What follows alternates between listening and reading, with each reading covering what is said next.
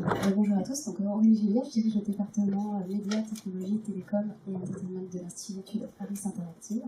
Donc nous on travaille beaucoup, en tout cas autant que possible, avec des solutions agiles et innovantes, et c'est pour ça qu'on a intégré notamment la solution de Gazeton. Bonjour à toutes et à tous, Nathalie Lamy, je suis directrice du marketing digital chez Alliance France, si vous m'entendez bien, et j'ai en charge à la fois les sujets de e-marketing, de réseaux sociaux et de nouveaux usages sur le mobile et les objets connectés. Et c'est à ce titre qu'on a travaillé avec Gazeton sur la personnalisation de l'application Mon Alliance mobile, qui est l'application cliente d'Alliance. Bonjour à toutes et à tous. Tout d'abord, merci de m'avoir invité à ce workshop de présentation de la collaboration entre Gazeton et Catalina. Donc, je suis Carlos Chavez, Digital Product Manager chez Catalina France.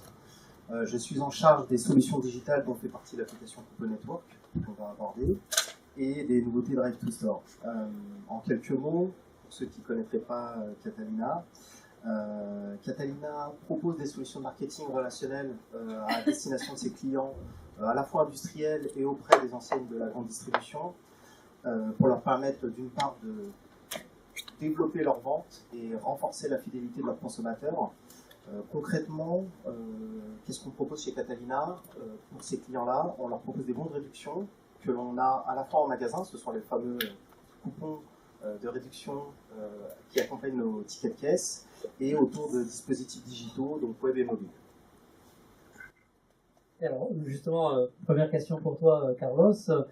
Qu'est-ce que c'était tes besoins en matière d'optimisation de l'application Coupon Network? Concrètement, sur l'application Coupon Network, je dirais qu'on voulait comprendre nos utilisateurs pour développer l'usage de nos applications mobiles. Aujourd'hui, on entend par usage chez Catalina deux indicateurs business clés que sont le nombre d'inscriptions et l'utilisation de ces coupons de réduction. Aujourd'hui, et comme la plupart des acteurs d'entre nous, on utilise des outils standards de marché d'analytics qui nous permettent de mesurer le trafic d'une application mobile. Mais la mesure du trafic d'une application mobile ne nous permet pas, je dirais, de répondre à des questions simples comme est-ce que l'usage d'un bon de réduction est simple du point de vue de l'utilisateur? Est-ce que l'utilisateur est rapidement remboursé? Bref, comment l'utilisateur perçoit le service qu'on lui délivre? Ça, c'était le premier point. Et le deuxième point aussi, nous n'avions pas d'informations sur la segmentation client. On sait que les nouveaux utilisateurs sont plus difficilement engageables que nos utilisateurs déjà engagés. Et donc, il nous fallait avoir les insights nécessaires pour comprendre nos segmentations clients. Et c'est pourquoi, donc il y a quelques mois, parce que notre collaboration est assez jeune finalement, à peu près 4 mois de collaboration, on a décidé finalement de se retourner vers le marché et d'aller voir, chercher le partenaire qui nous aiderait à comprendre nos utilisateurs et leurs attentes. Ok, alors pourquoi avoir choisi Gazeton? Parce qu'on a bien compris tes besoins, mais pourquoi Gazeton? Donc effectivement, après avoir benchmarké le marché, pour nous, Gazeton est le partenaire qui nous propose une solution bout en bout pour répondre à ce besoin-là. Comme tu l'as un petit peu présenté, on utilise chez Gazeton 3 solutions: l'Heatmaps, l'UX Analytics et la web testing. Les Heatmaps vont nous permettre de nous donner écran par écran, je dirais, une picture complète de la façon dont les utilisateurs interagissent dans l'app. Ce sont les fameuses cartes de chaleur que tu présentais. Ça nous permet tout de suite d'en dégager les zones de frustration éventuelles au niveau de l'UI et de nos écrans. L'UX Analytics, ce sont des reportings détaillés, beaucoup plus visuels que les outils standards de marché, qui nous apportent énormément d'informations. J'en cite quelques exemples: les temps passés, les exit apps, les funnels d'écran. Bref, autant d'éléments qui vont nous permettre de nous concentrer justement sur les écrans qui ont le plus de valeur ajoutée pour l'utilisateur, d'un point de vue de l'utilisateur, et aussi de nous permettre de reconstituer finalement nos parcours clients pour nous assurer qu'ils sont simples et compris et simples d'utilisation, notamment pour notre population de nouveaux utilisateurs. Ça c'est 2 solutions. Et la troisième, qui est l'A/B testing. Une fois qu'on a, je dirais, récolté, recueilli toutes ces toute cette compréhension de nos utilisateurs au travers des heatmaps et de l'UX Analytics, on en tire des idées d'amélioration de nos parcours clients, et donc on embraye finalement sur l'A/B testing, en mettant en place des améliorations de nos parcours clients que l'on mesure au travers d'indicateurs d'engagement et de conversion grâce aux produits AZ. Et alors, ça fait pas très longtemps qu'on travaille ensemble, comme tu l'as dit, mais en revanche, je crois que tu es venu avec quelques résultats. Donc, c'est quoi les enseignements que tu as pu tirer justement de cette collaboration qu'on a lancée? Il arrive à passer sur l'écran. Ça marchait jusque-là, ça marche. Donc ça, c'est les 3 solutions qu'on utilise. Ouais. On disait Heatmaps, rapport et A/B test. Ouais. Je crois que c'est le slide suivant. Donc, ouais. Voilà. Effectivement, on a une collaboration depuis à peu près 4 mois. Je suis venu avec un cas concret, finalement, d'enseignements qui ont été récoltés à partir de la solution Azeton. Aujourd'hui, pour donner un peu de contexte, on a une page d'accueil qui est composée d'un certain nombre de contenus médias et d'une mise en avant de 6 coupons de réduction. C'est l'écran que l'on voit à gauche, qui est notre page d'accueil principale. À partir de cet écran, l'utilisateur peut aller vers une rubrique qui, elle, s'appelle Offre, qui liste finalement l'ensemble de nos bons de réduction, donc à peu près 30 à 40 offres qui sont renouvelées de façon hebdomadaire. Et donc les enseignements qui ont été tirés en comparant ces 2 écrans sont les suivants. Donc la page d'accueil, elle a un fort taux de rebond de 25%, donc ce qui est assez énorme, et c'est un chiffre qui est d'autant plus fort sur la population nouvelle utilisateur. On peut se dire que voilà, les nouveaux utilisateurs qui ont pris la peine finalement de télécharger l'application parce qu'ils ont été convaincus du bénéfice que ça leur apporterait au travers de ce qu'ils ont pu lire dans le descriptif des stores, finalement, pour un quart d'entre eux sont déçus, assez déçus, et que un utilisateur sur 2 finalement bascule automatiquement vers cette liste qui recense l'ensemble et l'intégralité de nos bons de réduction. Maintenant, si on se met du point de vue de cet écran, écran de droite, on voit que la liste des coupons a un faible taux de rebond. Comparé à notre page d'accueil, c'est 77% de visites supplémentaires. C'est aussi l'écran qui répond à toutes nos top metrics. En ce sens, c'est l'écran le plus consulté, autant cumulé passé dans toute l'application, l'écran donc le plus visité et donc plus 77% de visites comparé à la page d'accueil. Bref, il y a clairement une tendance qui se dessine au travers de cette analyse, qui est qu'un utilisateur finalement, son besoin, c'est d'aller directement à l'essentiel, d'accéder directement à la liste des coupons de réduction dans le but de s'investir davantage. Voilà. Et donc, du coup, les premiers résultats, ça donne quoi alors?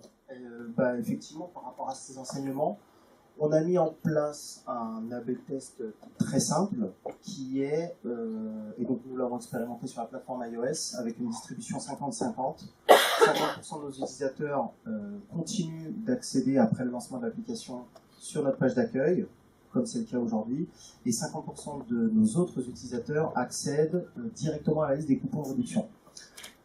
Et donc, les résultats, ils sont, je dirais, très positifs. Nous, on est super satisfaits finalement. Je crois que c'est le slide suivant. Ah, c'est ça, bien. Ouais. Donc, on a fait ce test-là pendant 1 mois. Et en termes d'engagement, on a plus 10% d'utilisateurs engagés, donc qui vont acquérir des coupons de réduction. Et au global, sur le volume total des coupons utilisés par nos utilisateurs, nous sommes à plus 35% de taux de conversion. Donc voilà, si j'essaye de synthétiser finalement, nous on a mis en place le SDK Azeton il y a à peu près 4 mois. On l'a fait sans développement, parce qu'il s'intègre super rapidement. Dès qu'il est instancié dans l'application mobile, il se met à collecter directement les informations. Ça nous permet de travailler directement sur la compréhension des usages et de la connaissance de nos clients et d'en tirer tout aussi rapidement des idées d'implémentation d'A/B test, dont celui-ci qui est un succès. Donc derrière, on est en préparation de release mobile pour adapter nos parcours utilisateurs selon les attentes de nos clients. Tu peux peut-être dire 2 mots sur ce que tu prévois du coup dans les mois à venir? Donc on a déjà mis en place quelques A/B tests. Ces A/B tests sont en partie déjà dans la roadmap de notre évolution mobile, pardon. Donc 2 à 3 évolutions mobiles du X, à la fois sur nos populations déjà engagées et sur nos utilisateurs, et sur notre population, pardon, nouvel utilisateur. Donc voilà, tout ça, ça va être mis en place à partir c'est en cours et jusqu'au T1 2018 par rapport à tous ces enseignements tirés le mois passé. Ok, super. Merci beaucoup, Carlos, pour avoir partagé toutes ces informations.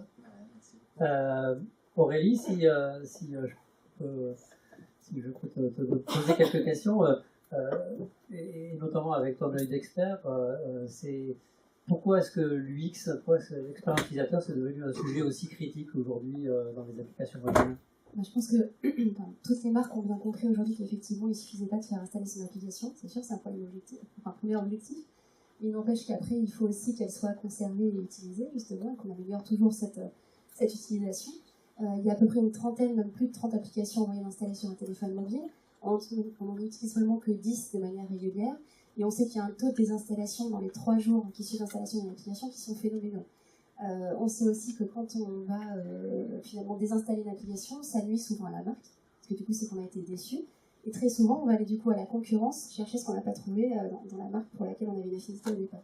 Donc je pense qu'aujourd'hui les marques l'ont bien compris, et du coup effectivement ça devient un enjeu évident d'essayer de comprendre de plus en plus ce que vient chercher mon utilisateur et quelles solutions, quelles attentes il peut avoir et ce que je peux lui apporter.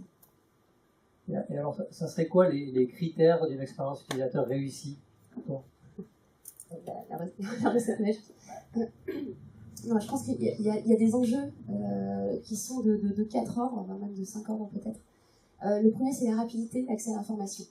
On sait qu'aujourd'hui, l'utilisateur il est de moins en moins patient, puis on est derrière l'immédiateté, on veut tout de suite, on consomme tous les contenus qu'on veut, si on le voit même en média pour faire un parallèle. Je choisis mon moment pour consommer mes contenus, je les consomme quand je veux, je veux y avoir accès tout de suite, quand j'en ai envie et un intérêt. Donc la rapidité, elle est vraiment cruciale aujourd'hui. Le temps de concentration, il a pris de 8 secondes sur l'application, donc c'est très peu. Et la tolérance au taux de chargement d'une page, il est inférieur à 4 secondes, il est souvent de 2 secondes. Et encore, ça dépend de l'information qu'on vient chercher. Donc en tout cas, il est sûr que si on n'arrive pas à délivrer l'information rapidement, l'application ne peut pas servir et rester utilisable, on va dire. Le deuxième point, je pense, c'est celui de l'ergonomie, parce que bon, c'est très lié aussi, mais effectivement, si j'arrive sur une application que je ne comprends pas comment elle est construite, que je ne sais pas où je veux aller, ce que je dois faire et comment je peux le faire, est-ce que c'est visible, est-ce que c'est confortable aussi à l'utilisation, ben là aussi, ça va être une source de désinstallation, on se sent perdu, ça ne m'intéresse pas, je ne trouve pas ce que je veux, donc ça ne fonctionne pas. Ce qui est très important aussi, évidemment, et heureusement, ce sont les contenus, heureusement, on n'en parle pas, mais bon, quand même. Ils doivent être jugés utiles et de qualité, ça aussi, évidemment, ça c'est un des premiers facteurs de désinstallation de l'appli. On me dit oui, moi je l'avais installé parce que je ne trouvais pas ce que je cherchais dessus tout simplement. Et puis ensuite, il y a aussi le côté un peu sécurité, fiabilité des données. Je vais être sûre d'être dans un environnement qui est pérenne. Ça c'est le 4e point. Donc effectivement, mon application, elle doit être stable, elle doit me garantir que les données que j'y mets sont en lieu sûr, sécurisé et qu'il n'y a pas de problème à ce niveau-là. Et je rajouterais peut-être un petit 5e, qui va rejoindre peut-être l'ergonomie, c'est le design, parce que bon, même s'il est jugé moins important, il n'empêche qu'il concourt aussi déjà à l'image de la marque, ce qui n'est pas neutre, et aussi effectivement à cette ergonomie, puisque c'est ce qui va aussi m'aider à me dire, tiens, je suis dans un environnement qui me plaît, donc j'y reste un peu plus longtemps quand même. Ok, merci pour ces insights. Et en quoi est-ce que la plateforme Azeton, du coup, c'est un outil clé pour Harris Interactive? Alors, bon, en tant qu'institut, évidemment, on s'est interrogé les utilisateurs. On le fait depuis très longtemps. On essaie de le mettre au cœur des protocoles quand on teste des applications parce que on se dit qu'effectivement, il faut pouvoir les observer. Il y a ce qu'ils nous disent, il y a aussi ce qu'on observe nous-mêmes quand on les voit utiliser finalement les applications. Et Azeton, c'est un peu la formule magique pour le faire aussi de manière passive. C'est-à-dire qu'effectivement, nous, souvent dans les protocoles, on va interroger donc des personnes, on va les observer, encore une fois. Souvent au moment d'une refonte, on va regarder de quelle façon ils se sentent perdus ou pas finalement par rapport à la nouvelle version. Et ensuite ils vont repartir chez eux, donc c'est là qu'effectivement on va largement se servir aussi de la technologie Azeton pour continuer à observer ce qui se passe, voir ce qu'ils utilisent, ce qu'ils n'utilisent pas, ou est-ce qu'ils passent du temps, plus ou moins de temps. Le temps notamment quand on ne sait pas rester longtemps sur quelque chose, c'est vrai que globalement c'est plutôt pas bon, on va dire. Il n'empêche que parfois c'est juste que j'ai un intérêt pour un contenu particulier où j'y reste de manière effectivement un peu plus longue. Donc nous ensuite on les revoit a posteriori et on met en regard aussi de tout ce qu'ils ont pu avoir comme soft ou comme utilisation pour qu'ils nous racontent finalement ce qui s'est passé de leur point de vue et quel a été leur ressenti.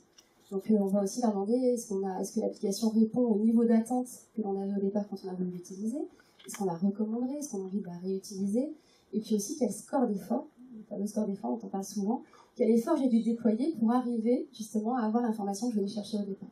Donc on couple effectivement toutes ces données passives avec la donnée déclarative d'observation pour essayer de répondre à toutes ces questions. Et ce nouveau pan, dont tu as parlé tout à l'heure, là, ce petit... je vais poser la question, voilà. mais oui, la partie user feedback, du coup, est-ce que ça...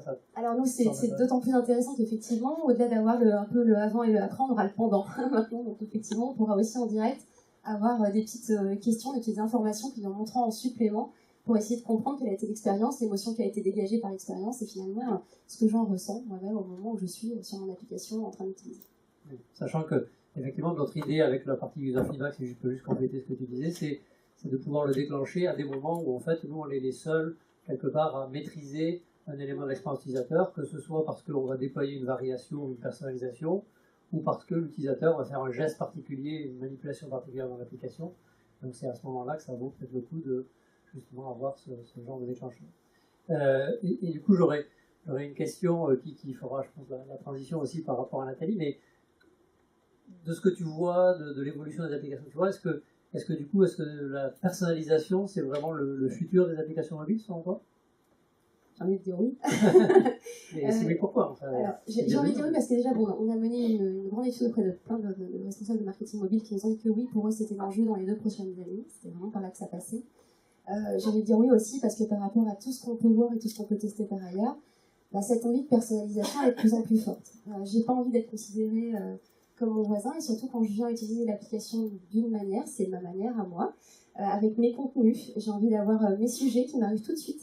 J'ai pas envie d'avoir plein de manipulations à faire avant d'y arriver. Donc effectivement, il y a sûrement différents types d'utilisateurs aussi. On ne peut pas avoir 50 versions où la personnalisation, elle a peut-être ses limites également. Mais en tout cas, c'est vrai que plus je me sens dans un environnement qui me correspond, qui a été fait pour moi, voire que j'ai construit quand on m'en laisse la possibilité, et plus finalement cette application, elle va être mienne et je vais l'utiliser de plus en plus dans mon quotidien. Parce qu'elle me ressemble et que c'est une extension presque de moi-même. Okay. Merci beaucoup Aurélie. Et du coup, on a un peu introduit le sujet de la personnalisation, mais et c'est vrai que j'ai posé une question un peu orientée à Aurélie, mais quelque part, en fait, nous, quand on discute avec les gens sur ce salon comme ailleurs, c'est vrai que la personnalisation, c'est probablement un des sujets qui fait le plus briller les yeux de beaucoup de gens. Mais d'un autre côté, on ne sait jamais trop comment s'y prendre et par quel bout le prendre. Donc, la première question que j'aurais pour toi, Nathalie, c'est pourquoi être parti dans cette croisade, quelque part, de personnaliser l'expérience de son application mobile? Nous sommes repartis finalement de tous les insights évoqués par Aurélie, puisqu'en effet, la nécessité d'avoir aujourd'hui des applications qui sont non seulement téléchargées, mais utilisées par nos clients, la nécessité d'avoir un accès rapide à l'information et d'avoir une ergonomie de contenu, et on la traite encore beaucoup sur les sites internet. C'est ce qu'on fait nous chez Allianz depuis un peu plus de 3 ans maintenant, sur la partie publicitaire, quand on fait de l'achat publicité sur le digital, que ce soit en acquisition ou en branding, on va de plus en plus personnaliser les messages et les contenus par rapport à tout un tas d'informations qu'on peut avoir dans nos DMP ou dans nos bases de données. En revanche, sur le mobile, jusqu'à maintenant, c'est quand même très peu utilisé. Ça l'est dans quelques applications de retail, mais nous, dans nos secteurs, en assurance, en banque, ça l'est assez peu. Alors que finalement, c'est primordial, enfin nous, en tout cas, c'était un objectif majeur pour 2017, parce qu'en assurance, on a des clients qui se connectent relativement peu à leur application. L'application Mon Alliance Mobile, c'est l'application qui permet aux assurés Alliance de se connecter à leur espace client pour y faire tout un tas de choses. Vous pouvez aller consulter un contrat d'assurance auto, un contrat d'assurance habitation, un contrat d'assurance vie. Vous pouvez télécharger des documents comme des attestations d'assurance. Vous pouvez déclarer un sinistre en prenant des photos. Vous pouvez suivre un sinistre. Mais finalement, tout ça, on n'en a pas besoin tous les jours. Et donc, nous, l'enjeu, c'était de donner envie à nos clients de se rendre sur l'application, de l'utiliser et donc de personnaliser la navigation et l'information qu'on y met dedans. Donc ça, c'était vraiment l'enjeu prioritaire, personnaliser pour activer davantage les utilisateurs, faire en sorte qu'un utilisateur se connecte plus de 4 fois par an à son application. Aujourd'hui, pour vous donner un chiffre, on a une grande majorité des clients qui se connectent entre 1 et 3 fois par an. C'est peu quand on le compare à une application bancaire qui en général est utilisée une dizaine de fois par mois. Voilà, donc c'était un enjeu majeur, nous, la personnalisation des applications. Oui, alors une question intéressée, mais pourquoi avoir choisi Azeton alors pour la personnalisation de mon alliance mobile? Alors, quand on a démarré les réflexions sur la partie personnalisation d'applications mobiles, et donc ça faisait suite aussi à tous les travaux qu'on avait initiés sur la partie personnalisation sur Internet, il y a un peu plus d'un an maintenant, il y avait finalement assez peu d'acteurs sur le marché qui étaient en mesure de proposer cette personnalisation du parcours utilisateur au sein de l'application. Et c'est vrai que quand on vous a rencontré, vous étiez très moteur pour travailler sur ce sujet. Au vu déjà de ce qui était fait sur la partie A/B testing, vous aviez déjà une brique personnalisation grâce au SDK. Et en plus de ça, ce qui était important pour nous, c'est de travailler avec un acteur suffisamment souple, suffisamment agile, je dirais, pour rajouter de la customisation dans ce parcours de personnalisation. Pourquoi? Parce qu'on est une grosse structure, on a quand même des systèmes d'information qui sont assez complexes, et pour personnaliser un parcours de navigation, pour que ce soit intéressant et utile pour l'utilisateur final, on doit bien évidemment construire des arbres de décision, construire des scénarios et puis brancher tout ça avec nos back-ends. Et ensuite, customiser un certain nombre de choses. Et donc, il fallait quand même qu'on puisse travailler avec un acteur suffisamment souple, une petite équipe qui puisse répondre à nos demandes et ajuster en fonction de nos besoins qui étaient assez spécifiques sur cette partie-là. Et alors, du coup, les cas d'usage vraiment typiques, on va dire, de la personnalisation de l'application, c'est quoi aujourd'hui? On voit une petite illustration derrière moi. On voit des illustrations. En effet, ce qu'on a fait au démarrage, là, au lancement de cette fonctionnalité, c'est qu'on a aujourd'hui, quand l'utilisateur se connecte à son application Mon Alliance Mobile, il a accès à une petite vignette, et on en a 4 différentes, qui sont basées sur 4 données clés. Ce sont des informations de profil, donc de profil utilisateur, qui est le client et quel est finalement son fonctionnement, sa relation avec l'application. Est-ce que c'est déjà un utilisateur actif? Est-ce que c'est un utilisateur plutôt dormant? Cette information de profil. Une information sur le portefeuille produit du client, qu'est-ce qu'il a en portefeuille et donc qu'est-ce que je vais pouvoir lui proposer. Un client qui est déjà détenteur d'une assurance auto, je vais éviter quand même de lui pousser une vignette sur une offre auto, puisqu'il est déjà détenteur du produit. En revanche, je vais faire du cross-sell et de l'upsell sur un autre produit. On prend également en compte des données de navigation et des données de saisonnalité. Typiquement, ce qu'on a fait là récemment, c'est pousser au téléchargement de l'attestation d'assurance scolaire en période pré-rentrée scolaire, vacances et tout juste rentrée scolaire. Et donc ça, ce sont des cas d'usage où l'idée, c'est d'aller pousser au téléchargement des documents et des attestations, puisqu'on a des enjeux, nous, en interne, de dématérialisation de documents, et puis pousser certaines offres en fonction de la détention de produits pour faire du cross-sell.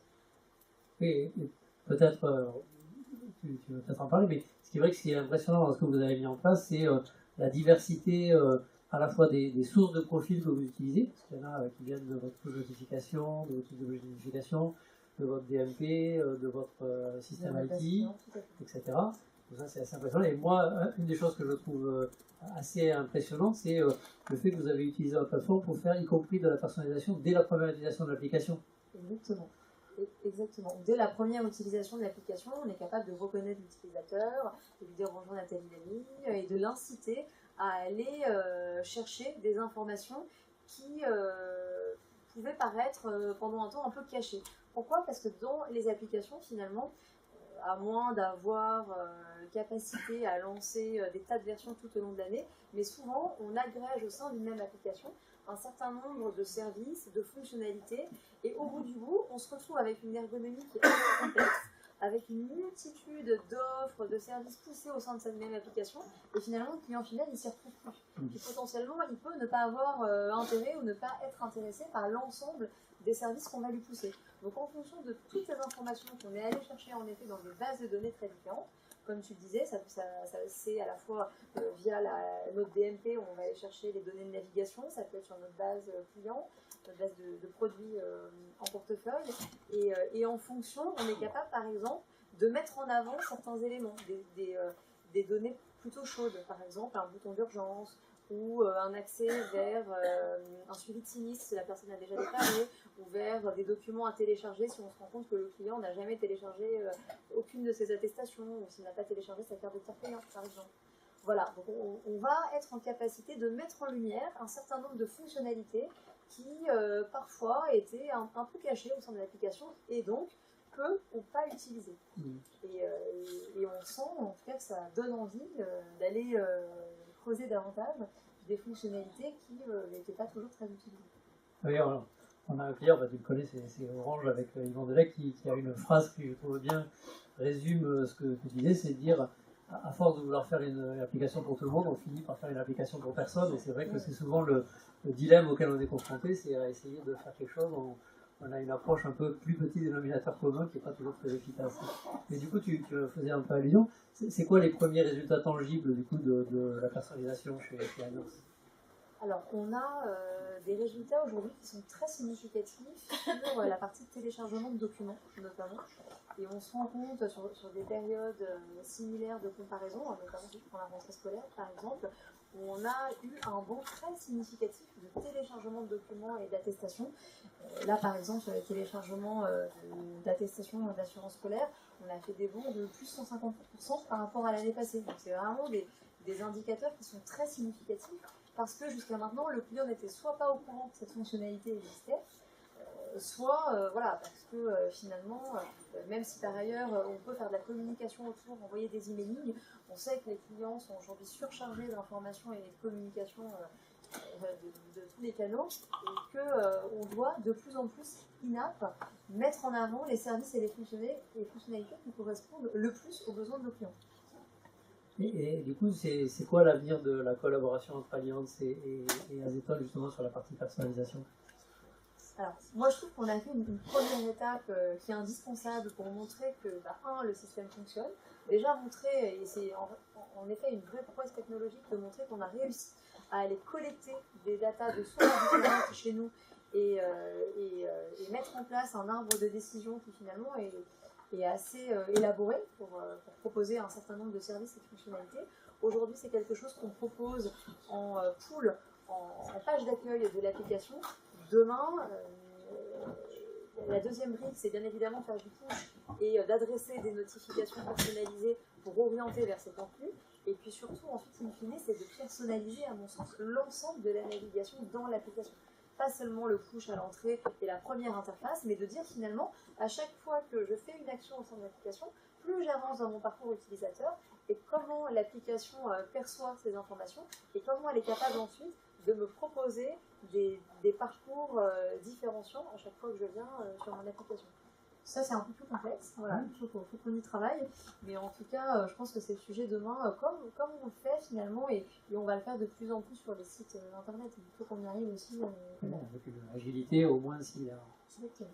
Et alors, peut-être pour revenir à toi, Carlos, et en conclusion de cette discussion, si vous aviez chacun un ou deux conseils à donner à tous les gens qui sont là sur leurs applications mobiles pour 2018, ça serait quoi?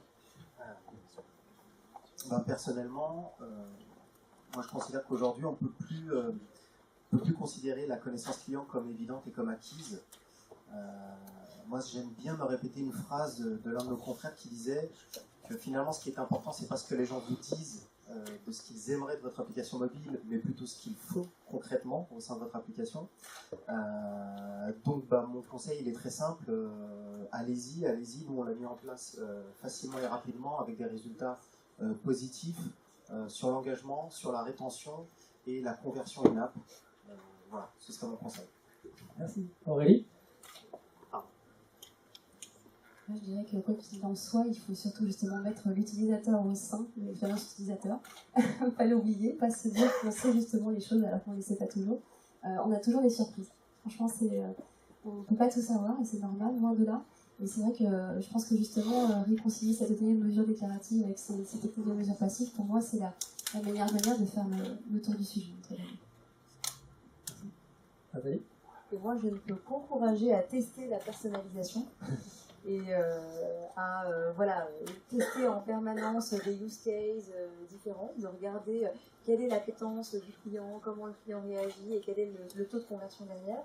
Et puis surtout un conseil important aussi à mes yeux, qui est dans l'ergonomie, dans le développement des fonctionnalités et des services au sein de l'application, vraiment de travailler à avoir des fonctionnalités et des services qui sont propres au mobile et à l'application, pour faire en sorte que l'utilisateur ait en permanence envie, non seulement de la télécharger, mais bien évidemment de continuer à l'utiliser. Parce que finalement, demain, on pourrait faire tout un tas de choses sur le mobile aussi, mais sans passer par l'application. Et donc, il faut qu'on arrive, nous, à trouver une valeur propre à l'utilisation de l'application.